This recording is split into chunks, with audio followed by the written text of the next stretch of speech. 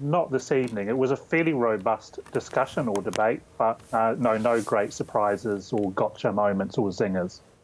It's the first major test this election for a leader having successfully led a country through COVID-19.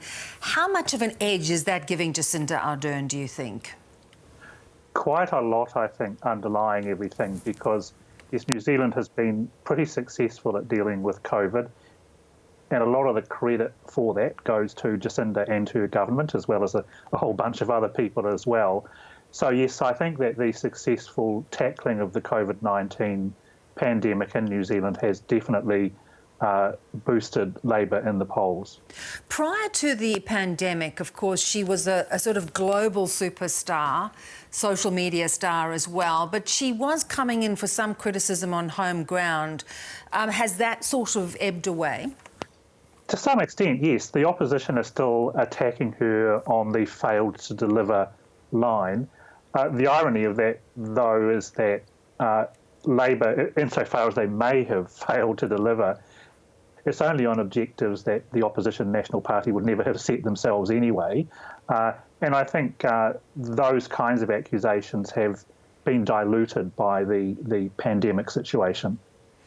Now, of course, Ardern's coalition partner, Winston Peters, he's been a survivor for so many years. He seems to be in a little bit of trouble. How do you assess his position going into this election? He probably needs a miracle to get back into Parliament, quite honestly. So the polling is very low, and it doesn't look like they'll win an electorate seat to pull them through. With Winston Peters, you never know, but this time, yes, it's looking a bit grim for New Zealand First. And why do you think they have fallen off so much?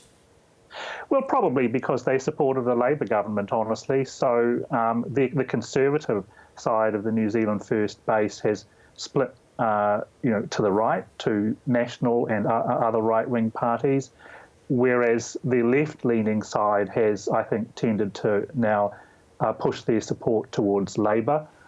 There is still, I guess, about, maybe 2 or 3% left there for New Zealand First, maybe, but it's under the 5% threshold. So it's looking at the moment unlikely that they'll make it back, but who knows? Let's wait and see on the night. National Party was looking in dire straits at one point. Has Judith Collins been able to claw back some support? Not a lot. They were under 30% in the polls at one stage. They're now looking on a good day, maybe 31, 32. Who knows on the night, maybe 33. But no, she hasn't really made a huge impact on the polling. And Jacinda Ardern, will she still need to look for a coalition partner, or could she win in her own right? Well, that's in a sense, the $64,000 question. So a lot depends on the final result that Labour gets, whether it gives them the numbers to form a single-party majority, whether they'll need the Greens, and then, of course, whether the Greens themselves will actually make it back to Parliament. It looks like they will, but they have been perilously close to that 5% threshold themselves.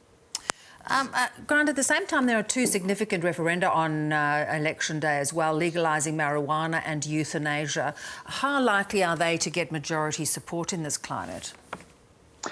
I'm pretty sure that the euthanasia one will pass because there's already legislation that's passed through the House and the referendum just kicks it into force. So we know what the legislation actually looks like, and polling is suggesting that that one will pass.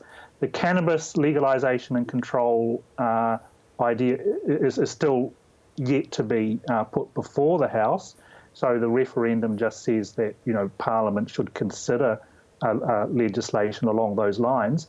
I'm not sure. It depends very much on the youth vote turnout, I'd say. I suspect that's right. And what sort of kind of mandate do you think this gives Jacinda Ardern now if she does get back in with an increased majority?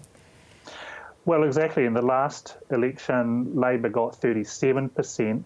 It looks now like they're heading to something in the mid-40s. So, I mean, that's quite a feat if you think about it in your first term in office to rise in the polls to that extent. So, regardless of the outcome, if it's Labour, around that level, well, then that's a pretty strong mandate, I'd say. That's quite an achievement. Grant, good to get your thoughts. Thanks so much. Thank you.